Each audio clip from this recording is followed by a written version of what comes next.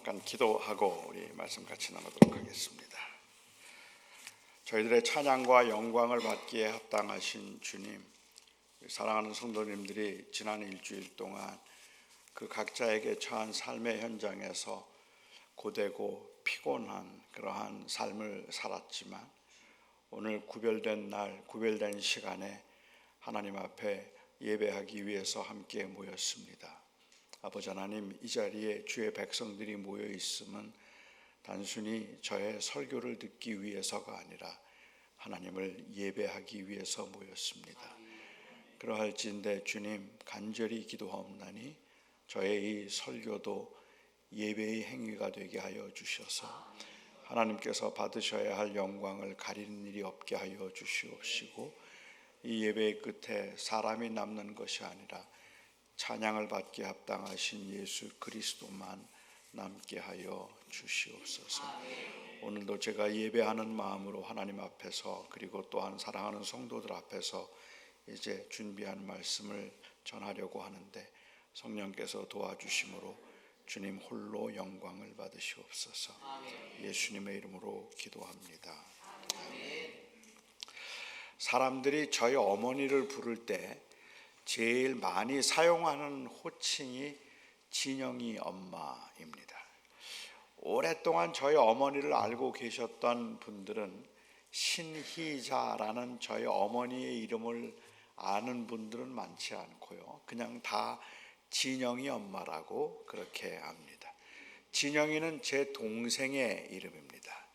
왜 사람들은 저의 이름을 부르지 않고 제 동생의 이름을 불렀는지는 잘 모르겠어요. 어쩌면 그 이름이, 진영이라는 이름이 좀 부르기가 쉬워서 그래서 그 진영이 엄마라고 불렀을 수도 있겠고, 아마 그것보다는 저희가 중간에 이름을 바꾸었기 때문에 그럴 수도 있을 것 같아요.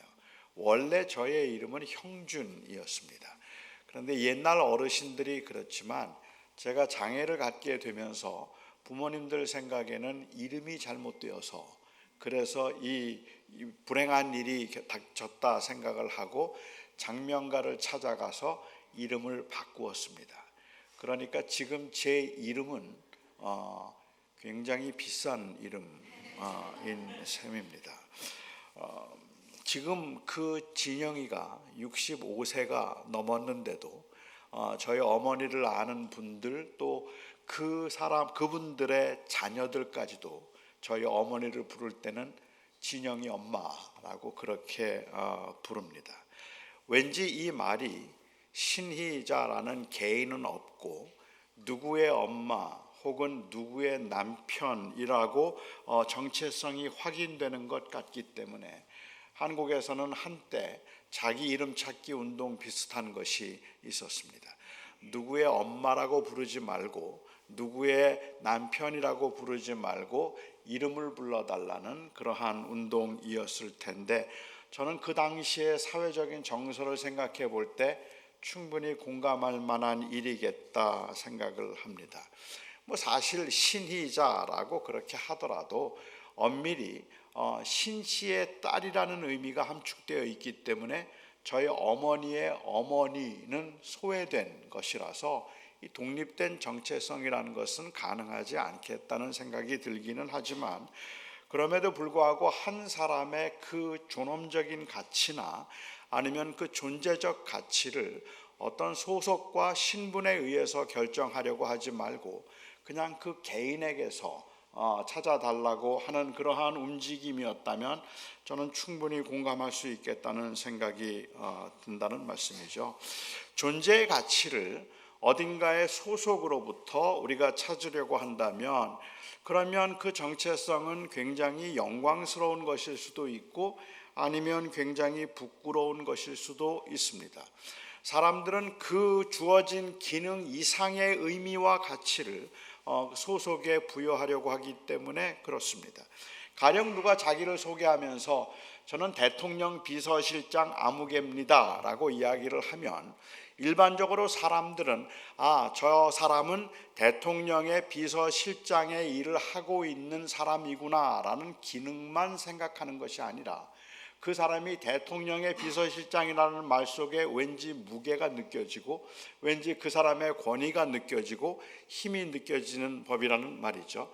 어느 대기업의 부장 아무개입니다라고 그렇게 자기를 소개한다면 그분이 하는 일이 무엇인가 하는 그 기능을 보는 것이 아니라 바로 그 소개 가운데 은근히 차별화된 혜택이나 아니면은 그 권위가 느껴지기 때문에 때로는 사람들이 그 타이틀 앞에서 그냥 주눅이 들기도 하고 아니면 어깨에 힘이 들어가기도 하는 것 같아요. 그 이유는 소속과 신분의 기능 이상의 가치, 의미를 부여하기 때문에 그렇습니다. 제가 90년대 미국에서 코스타라고 하는 유학생 수련회가 있는데 거기에 처음 강사로 제가 간 적이 있었습니다. 제가 처음 강사로 초청을 받아서 세미나를 인도할 때 그때 제 세미나 주제가 조금 어떻게 보면 좀 선동적인 그러한 주제, 도발적인 그 주제였기 때문에 많은 청년들이 그 세미나에 참석을 했었어요. 그때 제가 했던 강의의 주제가 무엇인가, 제목이 무엇인가 하면 크리스찬이 BMW를 타도 되는가 하는 것이 주제였습니다. 크리스찬이 BMW를 타도 되는가 하는 그 주제인데 지금은 물론 상황이 많이 달라졌지만 그 당시의 사회적 정서를 제가 반영해서 제가 강의를 했는데 제가 강의 가운데 내렸던 결론은 미국에서는 되는데 한국에서는 안 된다. 그것이 제가 내렸던 결론이었습니다. 제가 말하려고 했던 의도는 벤츠나 BMW나 좋은 차입니다. 그러니까는 그 차가 가지고 있는 기능적인 그 탁월함은 저는 인정해야 되고 크리스찬이 그것을 타지 못할 이유가 없겠죠. 그러니까는 저는 좋은 차, 튼튼한 차를 타는 것은 아무 문제가 되지 않지만 만일 벤츠나 BMW를 타기 때문에 내 어깨에 힘이 들어가기 시작하고 그렇지 않은 다른 사람들을 무시하기 시작하고 내가 특별한 대우를 받아야 된다고 생각을 하거나 그러한 차를 타지 못하는 사람들은 나보다 더 열등하다고 생각하는 그러한 분위기라면 그리스도인들은 그것을 의도적으로 저항해야 된다는 것이 저의 생각이었습니다. 그러니까는 차가 가지고 있는 귀한 성능이 있지만 거기에 그 이상의 의미를 부여해서 나는 그런 차를 타고 다니기 때문에 더 귀한 사람이라고 생각하거나 나는 그런 차를 타고 다니기 때문에 다른 사람들보다 더 다른 대접을 받아야 된다고 생각을 한다면 우리 그리스도인들은 그러한 생각을 저항해야 하는 거죠. 하나님께서 각자에게 주신 것이 다 다르다면 주어진 것이 적은 것이든 큰 것이든 모두가 다 존귀한 것이라고 우리는 인정하기 때문에 그렇습니다.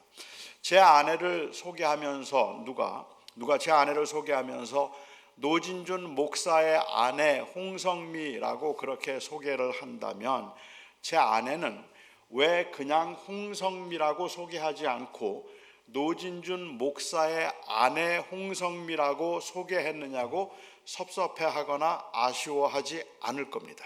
저는 그러리라고 믿습니다. 왜냐하면 제 아내에게 저는 지금도 하늘이기 때문입니다.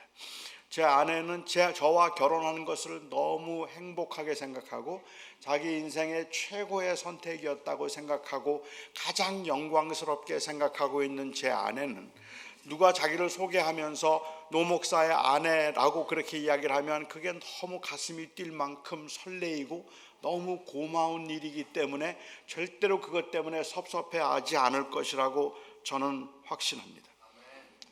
물론 가짜 뉴스가 많은 세상이긴 하지만 그렇지만 이런 말들은 자꾸 확인하려고 하지 말고 그냥 믿어주는 것이 그것이 가정의 화목을 위해서 좋습니다.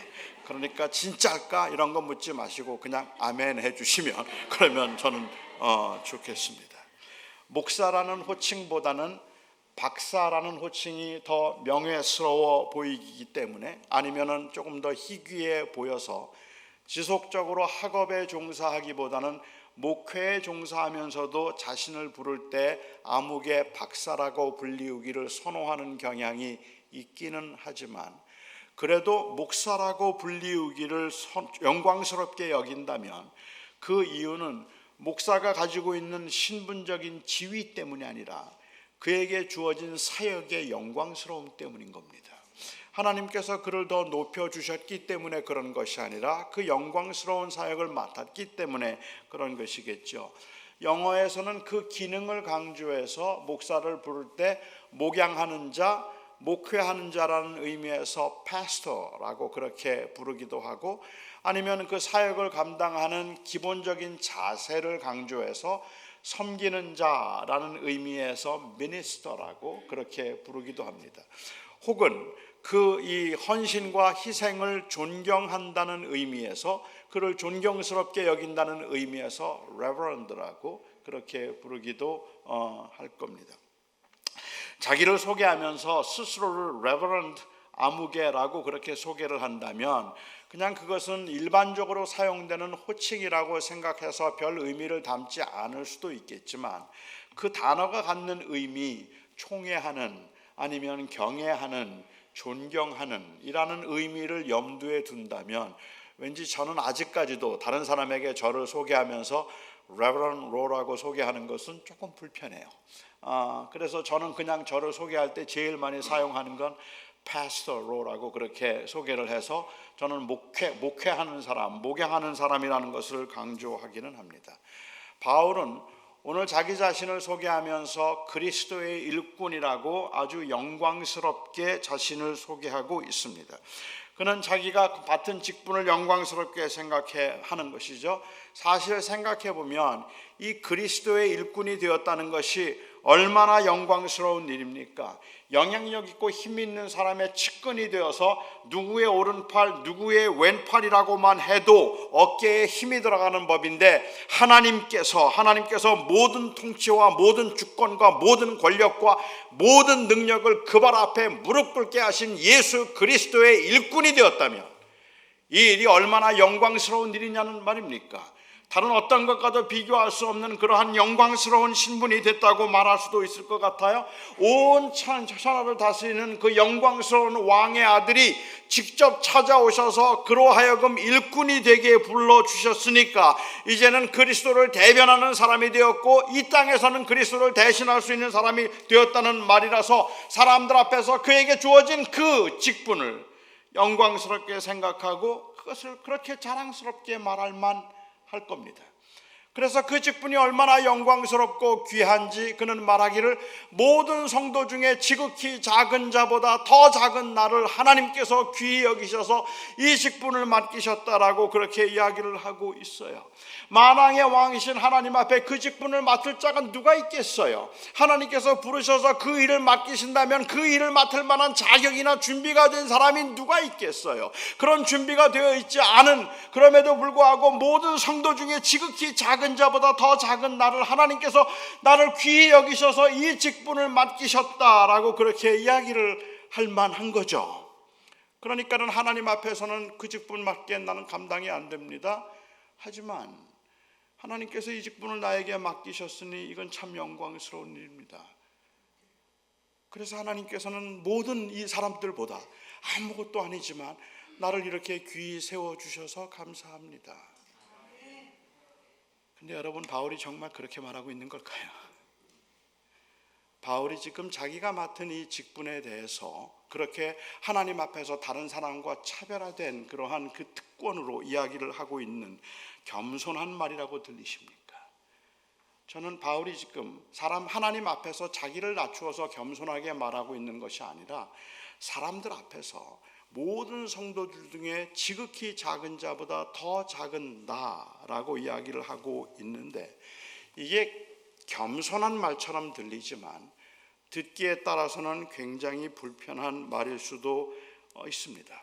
왜냐하면 나는 아무것도 아닌데 그리스도께서 나를 부르셔서 내가 대단한 사람이 되었다는 의미라면 겸손한 것 같은데 사실은 교만한 말일 수도 있죠. 우리가 일반적으로 사용하고 있는 이 표현들 중에는 겸손한 것 같은데 가만히 생각해 보면 좀 아쉬운 그러한 부분들이 좀 있는 말들이 좀 있습니다. 아마 제가 생각할 때 그 중에 하나를 예를 들어서 오늘 여러분들에게 소개를 하자면 하나님이 하셨습니다라는 말입니다. 저는 하나님이 하셨습니다라는 그 말이 얼마나 겸손한 말인지 압니다. 그리고 그 말이 무슨 뜻인지 압니다. 하지만 그 말의 의미를 우리가 조금만 더 깊이 생각해 보지 않는다면 우리는 자칫 내가 한 것이 아니라 다 하나님이 하셨습니다라고 말을 하고 있지만, 그럼에도 불구하고 그 하나님의 주권을 강조하는 것이 아니라 하나님이 나에게 보여주신 특별한 혜택을 자랑하는 경우들이 더 많이 있다는 말입니다. 그러니까 하나님이 하셨습니다라는 말을 사용하면 안 된다는 뜻이 아닙니다. 사용하셔야 합니다. 하지만 그 말을 사용할 때 의미를 잘 생각하지 않는다면 하나님이 하셨습니다라는 말은 그냥 우선 생각해 볼 만한 위험성이 있다면 교회에서 사람들이 사용하는 일종의 클리셰예요. 그냥 관용구예요. 의미가 별로 없어요. 하나님이 하셨습니다라는 말은 교인들이 그냥 사용하는 말이라고 생각할 수도 있겠죠. 한 주일학교 선생님이 아이들에게 질문을 했습니다. 여러분, 내가 누군지 한번 맞춰보세요. 나는 누굴까요? 나는 키가 15cm 정도 되고 털이 많고 꼬리가 길고 나무를 기어오르고 도토리를 모아둡니다. 자, 나는 누구죠? 그런데 아무도 대답을 안 하는 거예요, 아이들이. 그 선생님이 다시 아이들에게 용기를 주면서 괜찮으니까 대답해 보세요. 나는 누굴까요? 나는 키가 15cm 정도 되고 그리고 털이 많고 나무를 기어오르고 이 도토리를 모아둡니다. 나는 누구죠?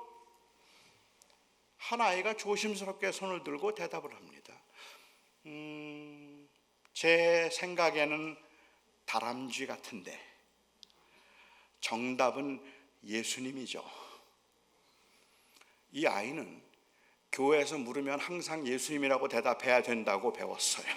그렇기 때문에 이 아이는 자기의 이성과 판단으로는 아무리 생각해도 틀림없이 다람쥐 같은데 교회에서는 다람쥐라고 말하면 그거는 답이 아닌 것 같아서 예수님이 항상 정답이라고 말하는 거죠.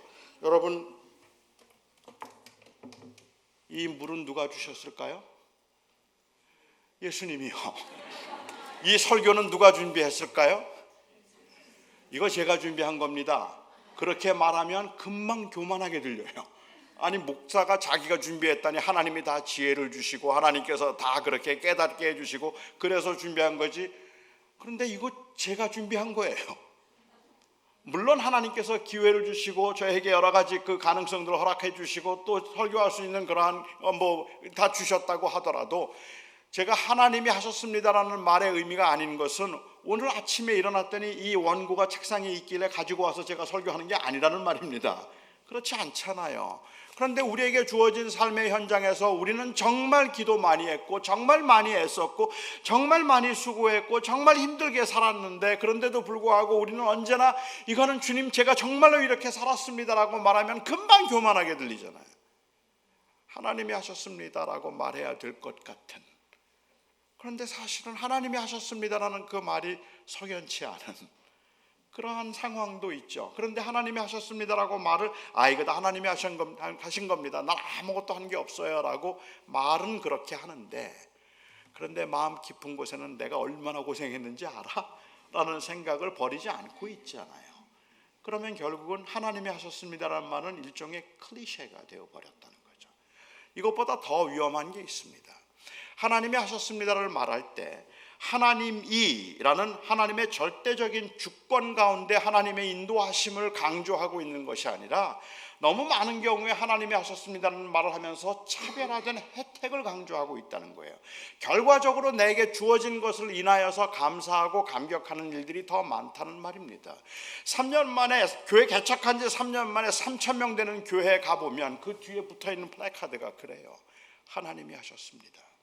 하나님이 3년 안에 3,000명의 교회가 되게 하셨습니다라고 하나님께 영광과 찬송을 드리고 있는 것 같은데, 그런데 사실은 그 말 속에는 우리 교회가 3,000명이 되었다는 것을 자랑하고 있는 것처럼 들린다는 말이에요. 하나님의 주권적인 섭리를 이야기해서 하나님이 하셨습니다라고 말을 할 수 있다면 30년 동안 20년 10년 동안 목회를 하면서 50명 60명의 교인들과 함께 그렇게 목회를 하고 있는 경우도 하나님이 하셨습니다라고 말할 수 있어야 되잖아요.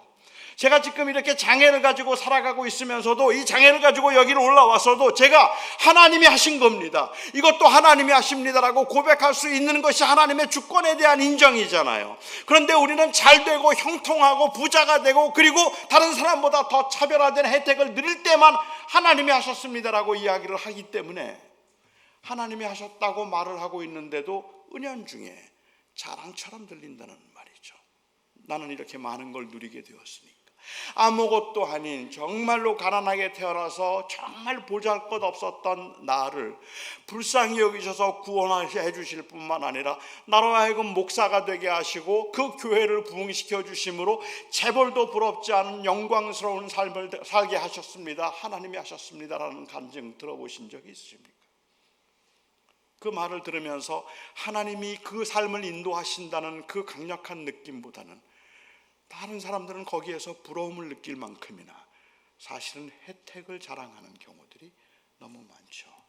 우리가 하나님이 하셨습니다라고 말을 할 때는 교회가 부흥할 때만 말할 거 아니라고 생각합니다. 하나님이 하십니다라는 말은 우리가 부자가 되었을 때만 할 말이 아니라고 생각합니다. 가난해도 몸이 아파도 그리고 부족해도 연약해도 우리가 할 수 있는 고백은 하나님이 하십니다. 그게 하나님의 주권을 인정하는 것이기 때문에 그렇습니다. 물론 저는 그 말의 의도가 무엇인지는 알고 있지만 자칫 그렇게 오해될 수 있기 때문에 하나님이 하셨습니다라는 말은 겸손한 말인 것처럼 들리는데 듣기에 따라서는 그것은 겸손한 말이 아닌 것처럼 들릴 수도 있다는 말입니다. 그리스도의 일꾼이라는 이 말은 우리가 일상에서 사용하고 있는 말로 표현으로 바꾸자면 주의 종입니다. 그렇죠? 주의 종입니다. 어느 목사님은 교인들이 자꾸만 자기를 부르면서 주의 종이라고 부르는 것이 불편해서 앞으로는 나를 부를 때 주의 종이라고 부르지 말고 주의 종님이라고 불러달라고 말했다는 아주 웃지 못할 서글픈 이야기를 제가 들은 적도 있습니다. 결국 그리스도의 일꾼과 주의 종은 같은 말인데 이 종이라는 말은 엄밀한 의미에서 그 주인이 시키는 대로 하는 사람이라는 의미일 뿐인데도 불구하고 종이라는 단어를 사용하고 있는데 왠지 거기에서 권위가 느껴지고 왠지 거기에서 은연중에 신분 상승이 느껴지는 그러한 경우들 혹시 경험하신 적이 없는지 모르겠어요. 주의 종에게 함부로 하지 말라고 이야기를 하면 그 주의 종이라는 그 말 속에는 이제 주님이 배경이 되신 사람이니까 함부로 하면 안 된다는 그러한 의미라고 보기도 한다는 말이죠. 때로는 우리는 주의 종이라고 말하면서도 이 주라고 하는 주님이라고 하는 이 고백이 그 의미를 우리가 깊이 새겨서 사용하는 것이 아니라 그냥 일반적으로 교회에서 사용하는 호칭 정도로밖에는 안 되는 것 같아요. 제가 한번 저희 목회하는 동안에 토요일날 새벽 기도를 마치고 교인들과 같이 기도할 때 교인들에게 제가 그렇게 한번 부탁을 드려봤어요. 오늘 기도할 때는 주님이라고 부르지 말고 주님 대신에 주인님이라고 불러봅시다. 왜냐하면 주님이라는 뜻은 결국은 주인님이라는 뜻이잖아요. 그러니까 주인님이라고 기도합시다 그랬더니 기도 끝나고 난 다음에 한 권사님이 기도가 안 돼요 그러더라고요. 안 돼요. 주인님 나는 아무것도 아니라는 소리니까. 그런데 우리는 주님이라는 호칭을 쓰면서도 거기에 빗대어서 자꾸만 우리가 권위를 가지려고 하고 힘을 가지려고 하기 때문에 주의 종인데 노예인데 시키는 대로 하는 사람인데 그런데도 불구하고 거기에서 은연중에 신분 상승이 느껴지는 경우들도 있다는 말입니다. 하지만 바울이 자기를 가리켜서 그리스도의 일꾼, 주의 종이라고 부를 때는 그런 의미가 아닙니다. 모든 성도들 중에 지극히 작은 자보다 더 작은 나를 주님께서 종이 되게 하셨음을 영광스럽게 말하고 있지만 이 말에서는 신분 상승이나 권위가 느껴지지 않는다는 말입니다. 왜냐하면 바울이 말하고 있는 모든 성도 중에 지극히 작은 자보다 더 작은 나라는 이 말은 겸손한 표현이 아니라 사실적인 표현이기 때문에 그렇습니다. 바울은 지금 사실을 말하고 있는 겁니다.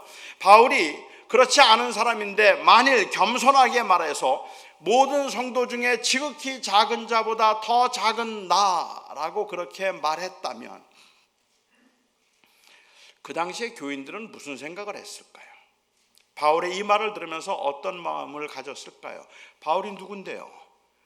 바울은 모든 사람들이 부러워할 만한 것을 다 가지고 있던 사람입니다. 바울은 이 다소라는 지방에서 출생해서 부잣집에 출생했어요. 부잣집, 다소에 있는 동네에 부잣집에 출생을 해서 헬라 문화에 익숙해져 있었고 헬라어도 능통했고 히브리어도 능통했고 그리고 또한 그는 로마 시민이었습니다. 13살이 되기 전에 예루살렘에 유학을 와서 거기에서 유학에서 교육을 받았던 유학파 랍비 출신입니다. 바리새인 중에 바리새인이었고 그는 또한 그 나이가 어렸음에도 불구하고 산헤드린 공회의 준회원이 될 수 있었던 사람이라 영향력이 있었죠. 열심으로 따지면 그는 다른 사람들이 따라갈 만한 그러한 감히 범접할 수 없을 만큼이나 철저하게 경건한 사람이었고 얼마나 그가 열심이었으면 예수 그리스도를 통해서 다른 이방인들도 구원을 받을 수 있다고 말하는 그 기독교인들이 혐오스러워서 그들을 죽이겠다고 다짐할 정도로 열심히 있었던 사람입니다. 율법적으로는 열심히 있었고 바리새인이었고 랍비였고 산헤드린 공회 준회원이었고 로마 시민이었던 그 바울이 모든 성도 중에 지극히 작은 자보다 더 작은 나라고 이야기를 하면 참 겸손하구나 그렇게 생각을 했을까요? 아니면 그만 좀 하시죠 라고 생각을 했을까요? 이런 경우나 마찬가지잖아요. 여러분들이 지금 저를 보시는 것처럼 사실 제 외모가 목사하기는 좀 아까운 외모예요. 그렇죠? 저는 연예인 해야 돼요. 저는 제 외모가 목사하기는 너무 아까운 외모라고 그렇게 생각을 했기 때문에 LA에서 목회하는 동안에 저는 이 서쪽으로는 신방도 안 갔어요.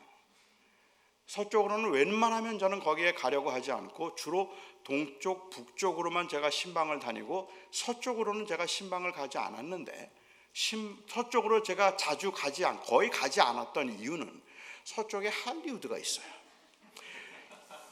혹시 갔다가 감독에게 내가 핏값되면 어떡하지?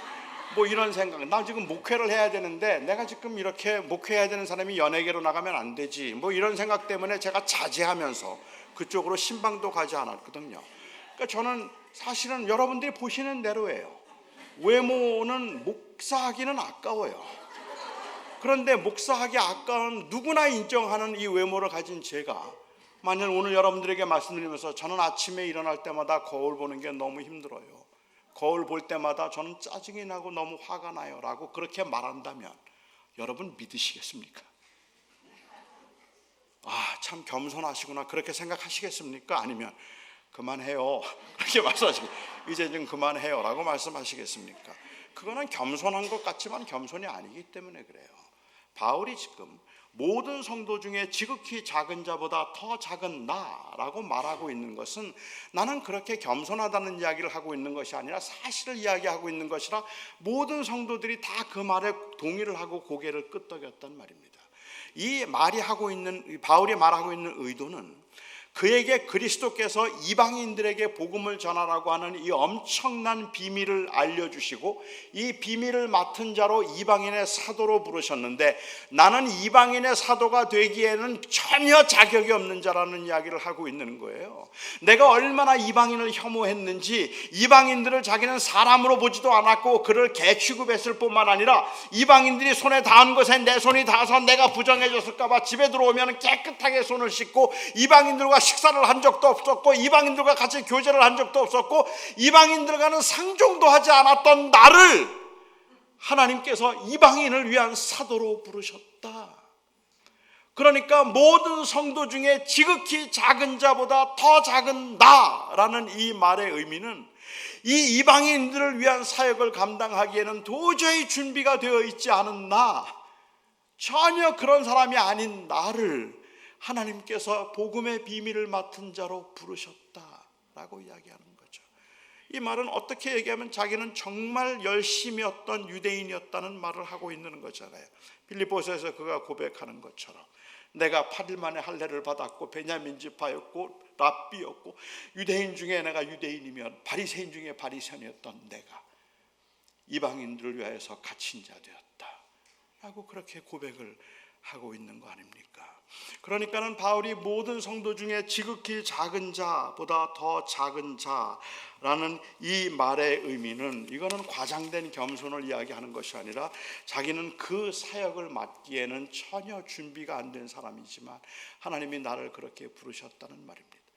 그래서 내가 그리스도의 일꾼이 되었다는 말에는 신분 상승이나 권위가 느껴지는 것이 아니라 바로 예수 그리스도께서 이 땅에 오신 목적인 모든 사람들에게 구원을 전하는 이 놀라운 복음의 비밀을 알리도록 하는데, 그 일을 위해서 주님께서 십자가에 죽으셨고 그리고 나를 일꾼으로 부르심으로 이제 그리스도의 이 고난에, 그리스도의 남은 고난을 나는 이제 내 육체에 채우는 사람이 되었다 하는 말이죠.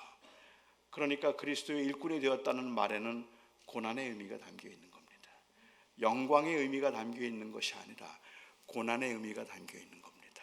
이제는 바로 이 그리스도의 복음을 위해서 이방인들을 위한 사도로서 내가 이렇게 갇힌 자가 되었다 라는 것을 이야기하고 있는 것이지, 하나님이 나를 높여주셔서 아무것도 아닌 나를 이렇게 최고가 되게 해주셨다라는 고백이 아니라는 말입니다. 하나님의 계획 가운데 이방인들이 포함되어 있음을 알아서 그 이방인들에게 함께 상속자가 되고 함께 약속에 참여한 자가 되고 함께 지체가 되었다고 그것을 알림으로 그 이방인들에게 그리스도의 복음을 전하고 그들도 하나님이 사랑하신다고 그렇게 말하도록 하나님께서 그를 부르심으로 이 사역을 감당하기 위해서 내가 지금 갇혔다, 그리고 갇힌 자 되었다라고 이야기를 하고 있기 때문에, 그가 말하고 있는 그 그리스도의 일꾼이라는 말은 주님이 기뻐하시고 원하는 일을 위해서 기꺼이 희생과 헌신도 각오할 수 있는 그 자리에 있다는 뜻이지, 주님께서 나를 일꾼으로 삼으셨으니 나한테 함부로 하면 안 된다는 그 말이 아니란 말입니다. 제가 금년 1월 달에 달라스에서 어떤 교회 목사님 위임 예배 설교를 부탁받은 적이 있었습니다.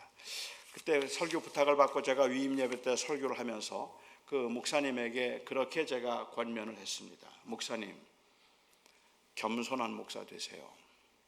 목사님, 낮아지려는 목사가 되고 높아지려고 하지 마세요. 목사님, 섬기는 자가 되시고 섬김을 받으려고 하지 마세요. 그런데 제가 지금 드리는 이 말씀이 얼마나 위험한 말인지 아는 목사가 되세요 라고 말씀을 드렸습니다. 물론 목사는 겸손해야 합니다. 목사는 낮아져야 합니다. 섬기는 자가 되어야 합니다. 하지만 우리는 무엇을 위해서 낮아지고 무엇을 위해서 섬기는 자가 되는가에 대해서 분명하지 않으면, 그러면 이건 굉장히 위험하기 때문입니다. 옛날에는 목회자들이 카리스마를 가지고 교회를 부흥시켰어요. 요즘에는 그런 카리스마 가지고 교회 부흥 안 됩니다. 그렇기 때문에 많은 목회자들이 생각하기를 이제는 겸손한 목사가 인정받는 목사이고 존경받는 목사라고 생각을 해서 교회 성장을 위해서는 카리스마가 아니라 겸손이라고 생각하고 섬기는 자세라고 생각을 해요. 하지만 결국은 교회 성장을 통해서 내가 높아지겠다는 그 목적에 있어서는 하나도 다를 게 없는 거예요. 똑같은 거죠. 제가 그것이 얼마나 위험한가를 말씀드린 것은, 목사가 낮아지는 것은 필요하지만 그 낮아짐은 수단인데 무엇을 위한 수단이 될 것이냐가 중요한 것이겠죠. 하나님의 사역자들의, 그리고 그리스도의 일꾼들의 이 주어진 사명은, 이건 단순히 내려놓음이 아닙니다. 우리는 내려놓음을 추구하는 사람들이 아닙니다. 낮아짐이 아닙니다. 자기를 비움이 아닙니다. 내려놓음, 비움으로 이야기를 하면 제가 생각할 때는 웬만한 목사들보다는 스님들이 나요. 그래서 그 내려놓음을 생각하면서 한국의 최근에 교회에서 부흥회 때 스님 초청하더라고요. 스님을 통해서 내려놓음에 관한 이야기를 듣는 것이 더 현실적이라고 생각하기 때문에 그렇겠죠. 그런데 그리스도인들은, 그리고 그리스도의 일꾼들의 목적은 내려놓음이 아니라 올려드림입니다. 우리의 목적은 비움이 아니라 채움입니다. 우리가 원하는 것은 내가 낮아짐으로 높아지는 것이 아니라 내가 낮아짐으로 그리스도가 높아지는 것입니다. 내가 비움으로 인하여서 내 마음속에 또 다른 것들이 내 야망을 채우는 것이 아니라 내가 비움으로 인하여서 그리스도가 채워지는 것. 우리는 모일 때마다 우리가 마음에 두고 있는 것이 있다면, 사역을 하면서도 우리의 마음에 놓치지 않고 마음에 두고 있는 것이 있다면 예수 그리스도의 이름이 존귀케 되기를, 그리스도를 알지 못하는 사람들의 삶 속에서 그리스도가 발견됨으로 인하여서 그들이 함께 약속에 참여한 자가 되고 함께 상속자가 되고 함께 지체가 되는 그 일을 위하여서 주님께서는 우리를 부르셨다는 말입니다. 낮아져서 교회가 부흥함으로 성공한 목사가 되라는 게 아니란 말이에요. 성공하든지 하지 않든지, 부흥하든지 하지 않든지 그건 주님의 손에 있겠죠. 하지만 목회자가 추구해야 되는, 궁극적인, 그리스도 일꾼들이 추구해야 되는 궁극적인 사명은 그리스도를 높이는 겁니다. 어떻게든 주님이 높아지기를, 설교를 통해서도, 예배를 통해서도, 사역을 통해서도 성도들의 삶 속에서 그리스도의 주되심이 드러나고, 그리고 그리스도와 동행함으로 인한 그런 진정한 기쁨과 위로를 경험할 수 있게 만들 수 있다면 그게 우리가 해야 되는 일이라고 생각을 하는 거죠.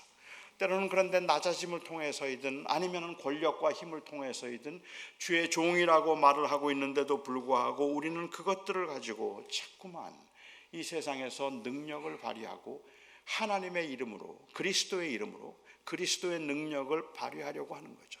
모든 주권과 통치와 권력과 능력을 그 발 앞에 무릎 꿇게 하신 예수 그리스도가 내 백이 되셨고 내 하나님이 되셨기 때문에, 그러니까 우리는 그 그리스도의 아들의 능력으로 이 땅에서 영광을 누리고 이 땅에서 성공할 것이라고 생각을 하는 겁니다. 그래서 교회가 부흥하는 것이 마치 대단한 성공이라도 되는 것처럼 착각하는 경우들이 있는 거죠. 21세기에 가장 왕성하게 활동을 하고 있는, 지금도 활동하고 있는 무신론자가 있다면 필 주커맨이라는 사람을 아마 생각해 볼 수 있을 것 같아요. 이 사람 사회학자인데, 이 필 주커맨이라고 하는 사회학자가 기독교를 향해서 아주 도발적인 도전을 한 적이 있습니다. 그의 책에서 그가 도전하기를, 예수 믿는 기독교인들이 하나님을 믿어서 부자가 되고 하나님 믿어서 형통하고 하나님 믿어서 건강하다고 말하는데, 우리 무신론자들은 하나님 믿지 않고 그리스도인들, 기독교인들보다 더 부자가 되고 더 형통하고 더 건강해서 하나님이 존재하지 않는다는 걸 증명해 보이겠다 했습니다.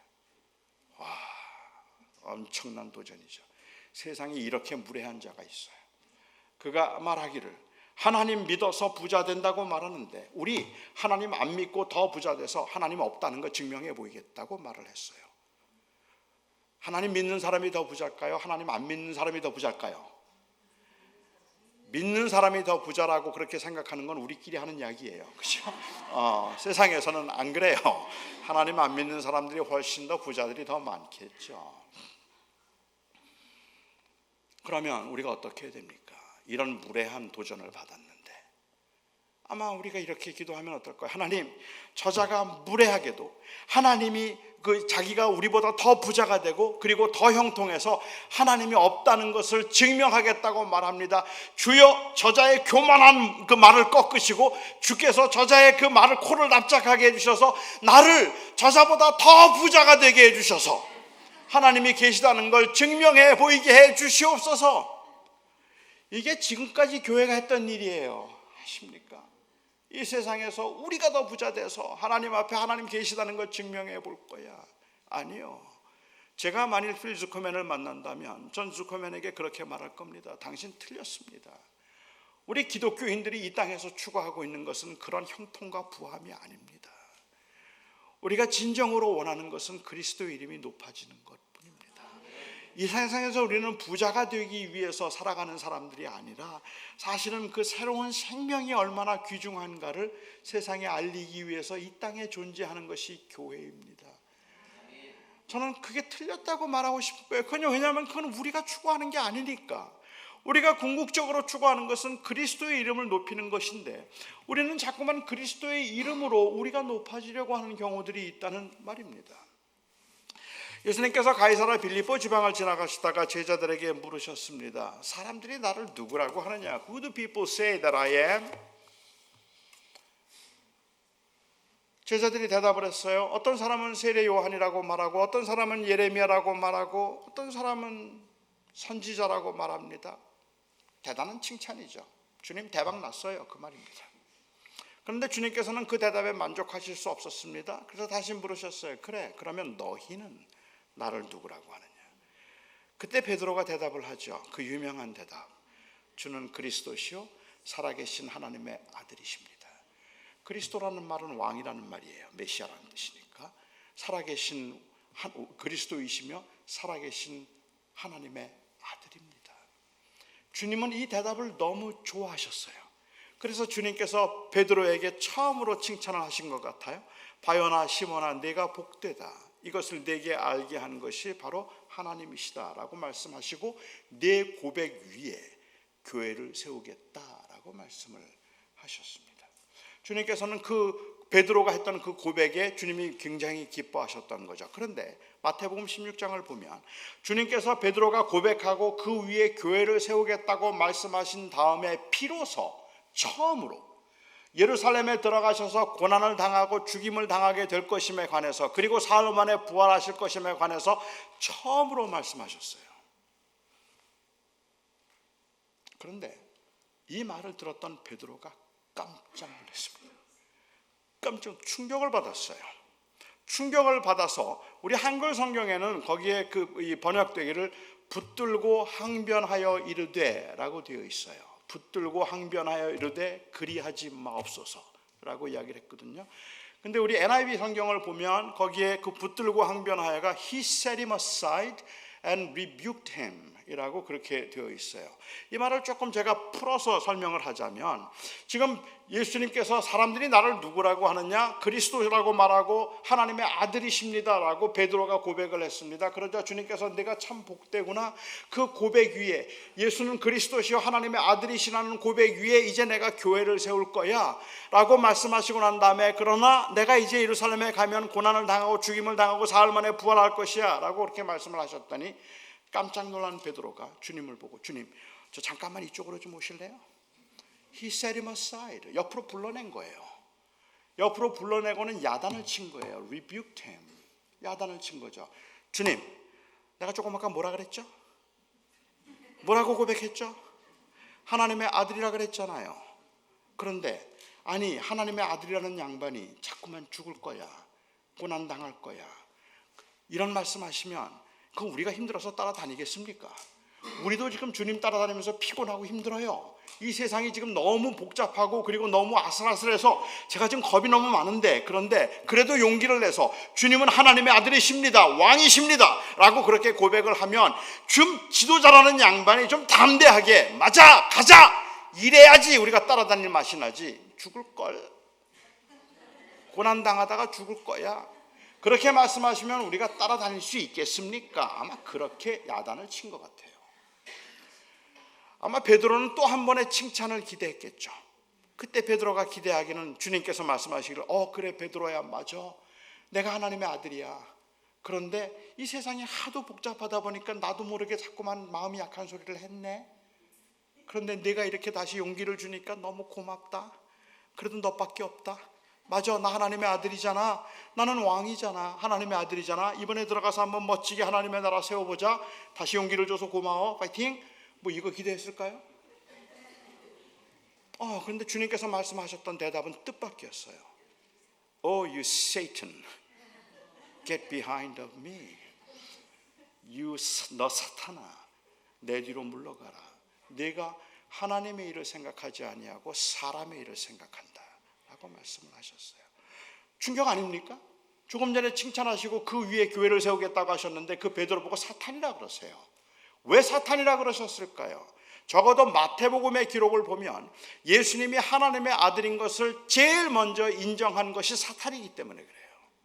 그 사탄이 예수님을 인정하면서 그 마귀가 하는 말, 이 마태복음 4장에서 예수님께서 광야에서 시험을 받으실 때 마귀가 찾아왔잖아요. 그리고 첫 번째 했던 시험이 뭡니까? 하나님의 아들이라면 이 돌을 명하여 떡덩이 되게 하여 먹으라 얘기했잖아요. 예수님 하나님의 아들 아니신가요? 하나님의 아들이시잖아요. 그러면 그날 돌을 떡으로 만들어 드시면 안 되나요? 그렇게 떡으로 만들어 드시면 하나님의 아들임을 증명하는 거잖아요. 그런데 돌을 떡으로 만들어 먹는 게 왜 유혹이죠? 40일 금식하기로 하셨는데 38일째 되는 날 마귀가 찾아와서 그렇게 유혹을 했다면 저는 그러면 그게 유혹인 줄 알겠어요. 그런데 마귀가 찾아온 것은 금식 후예요. 지금 금식 다 끝났어요.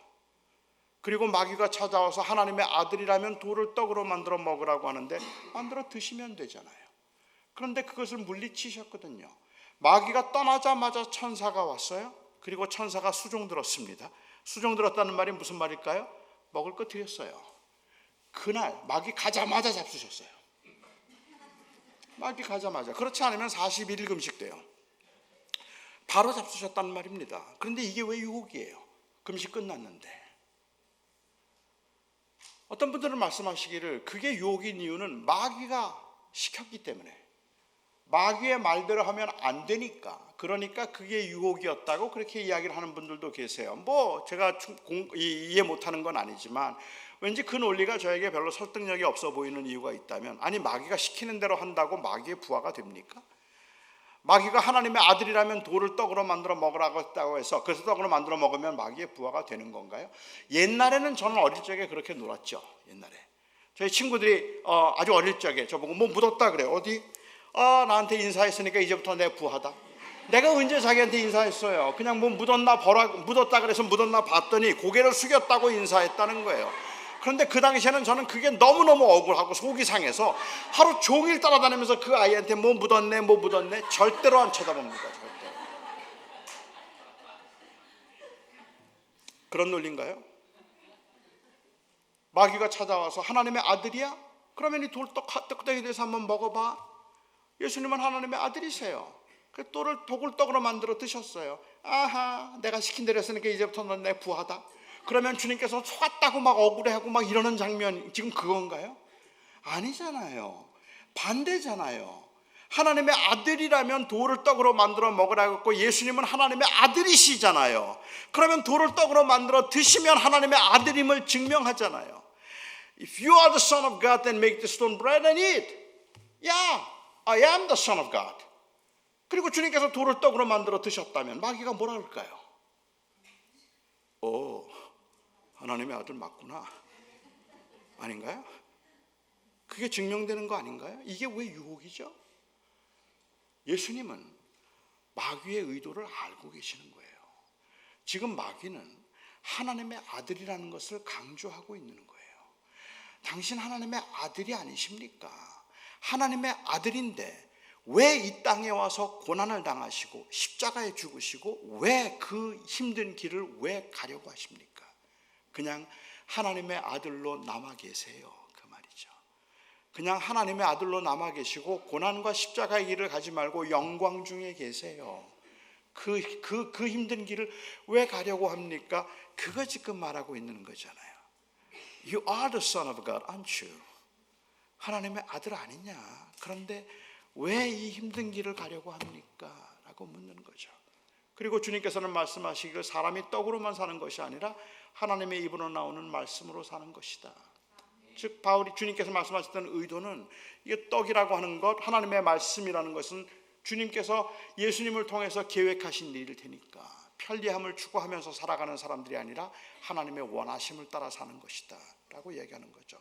마귀는 지속적으로 If you are the son of God, 하나님의 아들이라면 이야기하고 예수님께서는 지속적으로 사람이를 강조하시죠. 만일 그날 예수님께서 돌을 떡으로 만들어 드셨다면 3년 공생의 가운데 예수님에게 고난은 없습니다. 아시죠? 제자들과 함께 걸으시면서 제자들이 배고프다고 먹을 거 구하러 가면 예수님께서는 풀을 뽑아서 곱창전골 만들어 드시면 돼요. 제자들과 같이 걸어가다가 제자들이 다리가 아파서 다리를 두들길 때 예수님께서는 축지법을 사용하셔서 하나도 안 아프게 걸으시면 돼요. 십자가 위에서도 십자가에 달려서 못을 박지만 주님께서 신적인 능력만 발휘하시면 하나도 안 아플 수 있어요. 그냥 소리만 지를 뿐이에요. 하지만 주님께서는 당신의 그 고난을 줄이기 위해서 단 한 번의 기적도 행하지 않으셨습니다. 주님께서는 이 땅에 오셔서 가셔야 되는 그 길을 조금 더 편하고 쉽게 가기 위해서 단 한 번의 기적도 행하신 적이 없었단 말입니다. 주님께서 이 땅에 오신 이유는 바로 하나님의 뜻을 이루어서 사람들을 구원하는 그 일을 위해서죠. 그런데 지금 막 이 베드로가 똑같은 말 하잖아요. 하나님의 아들인데 왜 고난 말씀하십니까? 하나님의 아들인데 왜 죽음을 말씀하십니까? 그리고 주님께서는 사탄아, 내가 하나님의 일을 생각하지 아니하고 사람의 일을 생각하는구나. 너 마귀하고 똑같은 말 하잖아요. 영광 중에 있으라고. 그런데 지금 그 말을 교회들이 하고 있다면 어떨까요? 우리의 교회들이 그렇게 말하고 마귀는 찾아와서 너희 돌을 떡으로 만들어 먹을 수 있어?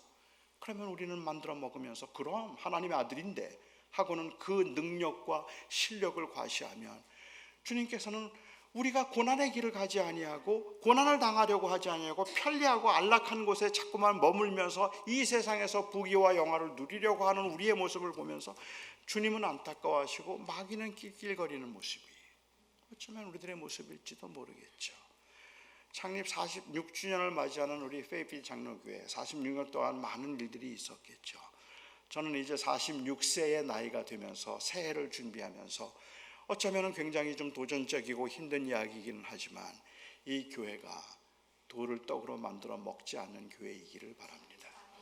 그냥 성장과 부흥이라는 이름으로 누리려고 하는 교회가 아니라 오히려 나누려고 하는 교회, 높아지려고 하는 교회가 아니라 낮아지려고 하는 교회, 끊임없이 섬김을 위해서 더 많이 베풀려고 애를 쓰는 교회가 될지언정 그 교회의 부흥과 성장을 통해서 우리가 많은 것을 누리고 우리가 많은 그 더 좋은 자리에 올라가려고 하는 그러한 돌을 떡으로 만들어 먹는 그 유혹에 빠지지 않기를 바랍니다.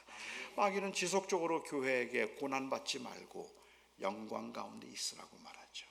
돌을 떡으로 만들어 먹음으로 영화를 누리고 그리고 그 이 부귀를 누리고 아니면 그 이 편안함을 누리라고 이야기를 하고 있습니다. 알아요. 그게 얼마나 힘든지 알지만 저는 조금이라도 우리가 조금 부담스럽다고 여기지만 그래도 내가 편안한 것보다 주님이 기뻐하실 만한 일이 먼저지 하는 생각으로 내가 누리는 것보다 다른 사람들에게 베푸는 것이 조금 더 낫겠지라는 생각으로 치열한 자기와의 싸움을 끊이지 않는 이 교회가 되었으면 좋겠습니다. 이 일은 굉장히 어렵습니다. 마지막으로 제가 하나만 더 말씀드릴게요. 저는 자기 전에 지금도 40년이 넘은 습관이니까 못 고칩니다. 고치라 그러지 말아주세요. 근데 제가 지금도 저는 자기 전에 다이어트 콕을 한 캔을 마셔야 잡니다. 꼭 밤에 다이어트 콕을 한 캔을 마셔야 그래야 저는 소화도 되고 잠을 잘 자는데 이게 저의 40년 넘은 습관이니까 그 몸에 안 좋은데요. 다 아는데 안 돼요. 그러니까는 저는 그냥 마시는데 저희 딸이 6살쯤 되었을 때 지금은 이제 그 터키에 선교사로 가 있는데요.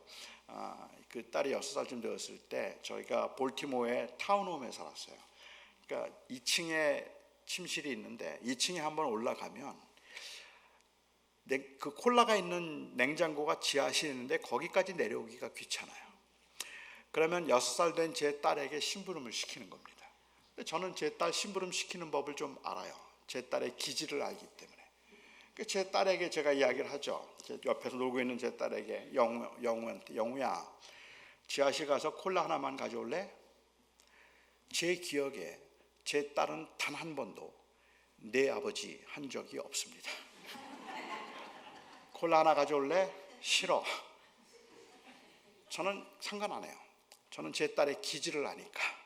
그래서 제가 제 딸에게 슬쩍 이야기를 하죠. 영우야, 네가 그렇게 빠르다면서 내가 열을 셀 때까지 지하실 가서 콜라를 가져올 수 있을까? 내가 아는 아이 중에는 그렇게 빠른 아이는 없는데 너는 어쩌면 내가 열 세기 전에 콜라를 가져올 수 있을 것 같기도 한데 네가 가져올 수 있을까? 제 딸 상관하지 않아요. 그냥 자기 하는 일만 합니다. 저도 상관하지 않아요. 저는 제 딸을 아니까. 그냥 하나, 둘 그러면 제 딸은 뛰어야 합니다. 둘 그러면 에이! 그러고서 제가 뛰어내려가요. 못 참아요. 셋, 넷 쿵쿵쿵 내려가는 소리를 들은 다음에 제가 카운트를 할까요? 안 하죠. 그리고 한참 있다가 쿵쿵쿵 올라오는 소리가 들립니다. 7, 8, 9이면 정확하게 들어옵니다. 난 너처럼 빠른 애는 본 적이 없다. 어쩌면 그렇게 빠르니 9시였는데 들어왔어? 이런 애 아마 없을걸. 그러면 제 딸은 씩씩거리면서 앉죠. 속으로는 제가 말합니다. 넌 내 밥이야. 제가 궁금한 건요, 그 딸이 저한테 속고 있다는 걸 알았을까요? 몰랐을까요? 알았어요. 제가 알았다고 확신하게 된 건 이번 여름에 저희 손녀가 둘이 있는데 저희 딸이 터키에서 이제 잠깐 휴가로 저희 집에 온 적이 있었습니다. 한 2주 동안 같이 지냈는데요. 저희 딸이 손녀들한테 심부름을 시키는데 하나 둘 그러더라고요. 제가 얘가 알았구나 하는 걸 제가 이제 그때 제가 좀 깨닫게 되었는데요. 아는데 그런데 안 할 수 없는, 그게 인간의 죄성이에요. 우리가 너무 잘 알아요. 우리는 약자를 위해서 살아야 되고, 우리는 영원한 나라에서의 그 영광, 주님이 다시 오실 때 우리는 누릴 거니까 그때까지 우리는 나누고 섬기는 자가 되자는 걸 너무 잘 아는데, 우리의 본성은, 우리의 죄성은 자꾸 우리 보고 조금 편하게 가, 하지 마, 쉽게 해, 그런 거 하지 마, 자꾸 그렇게 말해요. 그러니까는 그 자리가 바로 우리에게는 영적인 싸움이 있어야 되는 자리인 거예요. 교회로서는 그 자리가 바로 무릎 꿇고 기도해야 되는 자리인 거예요. 우리가 기도를 해야만 되는 이유는 바로 그것을 견뎌낼 만한 힘이 우리에게는 없기 때문에 그런 거죠. 그런데 교회가 교회되기 위해서 1000번을 실패하더라도, 내 약함 때문에 10,000번을 쓰러지더라도 우리는 이 싸움 포기하면 안 되는 거예요. 교회는 그 교회를 하나님께서 부르신 본질적인 사명을 포기하면 안 되는 겁니다. 주님께서는 이 페이필 장로교회를 그리스도의 일꾼으로 부르셨습니다. 이제 우리가 이 그리스도의 그 부르심에 합당하게 다른 사람들에게 복음을 전하고, 다른 사람들을 용서해주고 사랑해주고 덮어주고 또 회개하게 만들어주고, 그래서 그들의 삶 속에서 부족하고 불편하고 힘들고 어려운 것들을 함께 어우러지고, 아프고 병든 사람들, 우리도 피곤하지만 아프고 힘들고 병든 사람들을 찾아가서 같이 기도하고 같이 격려하고 우리의 기도의 시간에 그분들을 기억해 주는 그 삶의 과정이 설령 고난이라 할지라도 그게 우리가 해야 할 일인 겁니다. 저는 이제 46년 된 이 교회가 또 새해를 맞이하면서 돌을 떡으로 만들어 먹으라는 그 유혹을 잘 분별해서 하나님 앞에서 하나님이 기뻐하시는 대로 그리스도의 일꾼이 되는 교회가 되기를 바랍니다. 기도하겠습니다. 사랑하는 나의 아버지 하나님, 우리는 조금 더 편하고 싶습니다. 우리는 그냥 조금 더 누리고 싶고 조금 더 그냥 잘 살고 싶습니다. 하지만 주님께서 우리에게 주실 그 영광을 생각하면, 우리가 영원히 누리게 될 그 안식과 그 영광을 생각하면, 이 땅에 사는 동안에는 우리가 그냥 최고로 누리는 것보다 주님 앞에 주님의 뜻에 합당하게 일꾼으로 살고 싶습니다. 하나님, 46년 동안 이 교회를 축복하셨습니다. 그리고 이 교회를 통하여서 하신 일들이 바로 하나님이 하신 일임을 고백합니다. 하지만 하나님이 하셨습니다라는 그 진정한 고백 때문에 우리는 다시 옷깃을 여미게 되고, 어떻게 이제 다음 해에는 더 그리스도의 그 일꾼으로서 주의 부르심에 합당하게 행할지 고민하게 될 것입니다. 아버지 하나님, 46년 동안을 지키시며 이 교회가 교회되게 하신 주님, 오는 한 해 동안도 주님께서 부르신 그 부름에 합당한 교회의 사명을 잘 감당할 수 있게 하여 주시옵소서. 예수님의 이름으로 기도합니다. 우리 귀한 말씀 전해주신 목사님께 다시 한번 감사의 박수 올려드리겠습니다. 목사님은 그 PCM이라는 그 Preaching Coaching Ministry로 지금 현재 이제 현장에서 목회하는 목회자들을 이렇게 교정해주고 말씀의 트레이닝이나 이런 걸 해주시고 계시고요. 또 각 교회의 말씀을 증거하는 사역으로 정말 1년에 그 달라스에 제가 다녔던 학교 그 이제 포트러스 거기에 살고 계신데, 거기 한마음교회 출석하신다고 하셨는데 진짜 해외로 나가고 다른 곳으로 나가기 때문에 그 교회를 참석할 수 있는 건 몇 번 안 된다고 1년에 그 정도로 바쁘게 움직이고 계세요. 그래서 목사님은 만나는 또 이렇게 후배 목회자들이 올바르고 건강하게 목회할 수 있도록 많은 것들을 가르쳐 주시는 사역들을 하시는데 앞으로 그런 사역들이 하나님의 은혜로 일평생 마지막 순간까지 주님 앞에 귀하게 쓰임 받도록 우리 모두가 같이 기도해 드렸으면 좋겠습니다. 그래서 이 시간 우리가 잠깐 오늘 주신 말씀을 놓고 같이 찬양하고 기도하기 원하는데요. 모두 자리에서 일어나서 우리 찬양할 때 지금까지 우리에게 주신 하나님의 은혜를 생각하며 하나님의 은혜로 우리가 지금 여기까지 왔습니다 라는 그 고백을 드리고 함께 기도하고 목사님의 축도로 맞추기 원합니다. 우리 기도드리겠습니다.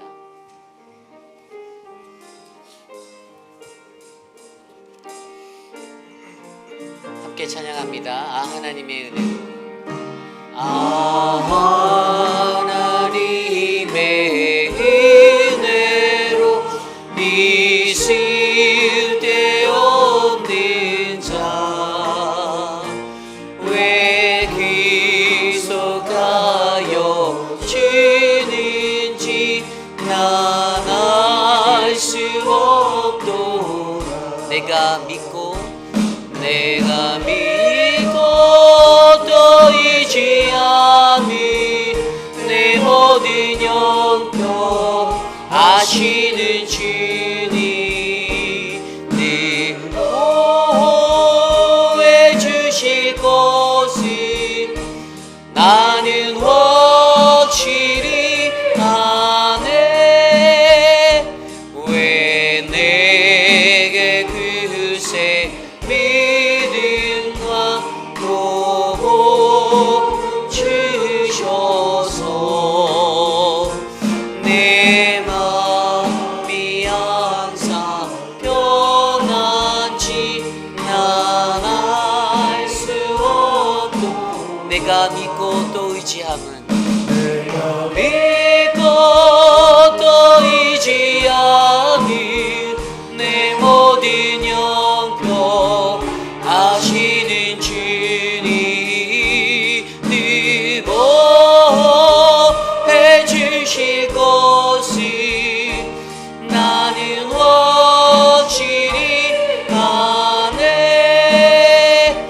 왜 내게 성령 주셔서 내 마음 감동 주 예수 믿게 하는지 주 예수 믿게 하는지 난 알 수 없. 우리 두 손 높이 들고 함께 고백할까요? 내가 믿고 또 의지하는 내 모든 영역 하시는 주님 늘 보호해 주실 것을 나는 확실히 내가 믿고 또 의지함은 내가 믿고 또 의지하 내 모든 영평 하시는 주님 늘 보호해 주실 것을 나는 확실히 아네. 우리 시간에 함께 한 두 가지 정도 기도할 때 가장 먼저 오늘 주신 말씀대로 하나님 내가 주님의 진정한 왕의 일꾼 되어 살아가기 원합니다. 어떠한 상황과 환경 속에서도 하나님 우리 교회가 하나님 또 내가 섬기는 이 공동체가 하나님 그 사단의 유혹에 넘어가지 아니하는 말씀의 공동체 되게 하여 주시옵소서. 우리 이 시간 함께 오늘 주신 말씀을 놓고 함께 기도드립니다. 하나님 도와주십시오. 오늘 우리의 삶을 주님께서 인도하여 주셔서 귀한 말씀 듣고 하나님 앞에 서게 도와주셔서 감사합니다. 사도 바울을 통하여 전해주셨던 그 은혜의 말씀대로 하나님 우리가 세상 속에서 진정한 하나님의 일꾼들 되길 원합니다. 하나님 세상의 기준이 아니라 하나님 사람의 기준이 아니라 하나님이 바라보시는 관점의 그 기준을 갖고 주님이 주시는 그 제자도의 길들을 걸어나가기를 원합니다. 46년 동안 인도하신 하나님 우리의 더 넓은 시간과 더 세상 속에서 하나님 우리가 하나님의 교회가 건강히 세워져 갈 수 있도록 하나님 우리를 사용하여 주시고 하나님, 그것에서 우리 스스로가 진정으로 깨어지고 부서져 내 스스로가 하나님 앞에 겸손히 엎드릴 수 있는 믿음의 사람이 될 수 있도록 인도하여 주시옵소서. 도와주시옵소서. 우리 마지막으로 한 가지 더 기도하옵기는 우리 노진준 목사님을 위해서 함께 기도하기 원합니다. 우리가 좋은 말씀을 3일의 시간 동안에 받았는데 우리가 목사님을 위해서 목사님과 피 한 방울 섞이지 않고 우리가 혈연적으로 어떤 관계가 있어서가 아니라 목사님이 하시는 그 걸음걸음마다 하나님께서 강하신 그의 팔로 붙잡아 주셔서 목사님을 귀하게 사용해 달라고 이 시간 목사님과 또 달라스에 계신 사모님 또 목사님의 모든 사역의 길들을 위해 우리 마지막으로 함께 기도하고 우리 목사님께서 나와서 기도하시는 축도로 예배 마쳐 주겠습니다. 기도드립니다. 하나님, 사랑하는 우리 목사님을 축복합니다. 노진준 목사님을 통하여서 하나님의 말씀이, 하나님의 권능이, 하나님의 복음이 온 세상 땅끝까지 증거되어지기를 간절히 소망합니다. 목사님의 일평생에 목사님에게 주셨던 그 소명을 하나님 목사님을 통해 이루어 주시고, 하나님 목사님을 통해서 하나님 어느 곳에서든지 주님의 영광이 드러날 수 있는 놀라운 일들이 일어나도록 도와주시옵소서.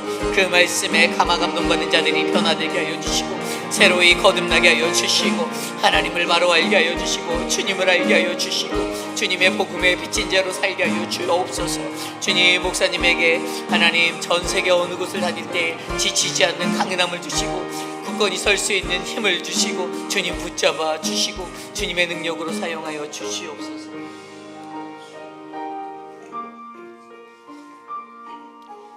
사랑하는 나의 아버지 하나님, 우리 성도님들이 살아가는 그 삶의 현장이 너무 피곤하기도 하고 또 고난의 연속이라서 우리는 조금 더 쉽게 살고 싶고 편하게 살고 싶은 마음이 우리 모두에게 있습니다. 하지만 주님, 그럼에도 불구하고 하나님께서 우리를 그 부르신 부름이 얼마나 영광스러운 것인지 우리가 다 알기 때문에 하나님, 우리는 이 땅에서는 비록 힘들고 어려워도 영원한 그 나라에서 주께서 허락하실 그 영광스러운 안식을 소망하며 그리스도의 일꾼으로 세상을 살아가고 싶습니다. 아버지 하나님, 우리 성도들의 삶을 통해서 주님의 이름이 높아졌으면 좋겠습니다. 편안하고 쉬운 길을 가고 싶은 것이 우리 모두의 마음이지만 그럼에도 불구하고 주님, 우리가 우리를 부르신 그 부름에 합당하게 치열하게 우리 자신과 싸울 수 있는 저희가 될 수 있게 하여 주시옵시고 저희들의 삶을 통해서 하나님의 영광이 나타나고 그리스도의 사랑이 전파될 수 있기를 소망합니다. 하나님, 이 땅을 힘들게 살아가는 성도들을 주께서 붙들어 주시고 하나님께서 그들의 마음을 위로하여 주시며 무엇보다도 어떤 경우에도 우리에게 허락하신 그 구원의 소중함을 놓치지 않게 하여 주시옵소서.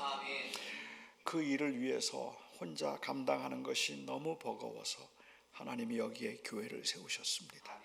그리고 이 교회를 통해서 지난 46년 동안 하나님의 신실하심을 보여주셨습니다.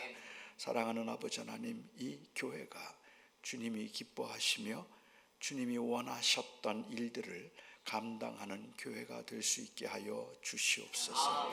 그렇게 마음을 다시 다짐하고 또 하나님 앞에 헌신하며 은혜를 구하는 모든 성도들 위해 또한 주께서 세우신 이 교회와 이 교회의 모든 지도자들 위해 우리 주 예수 그리스도의 은혜와 하나님의 극진하신 사랑하심과 성령 하나님의 교통하심 충만하심이 영원까지 함께 하시기를 간절히 축원하옵나이다. 아멘.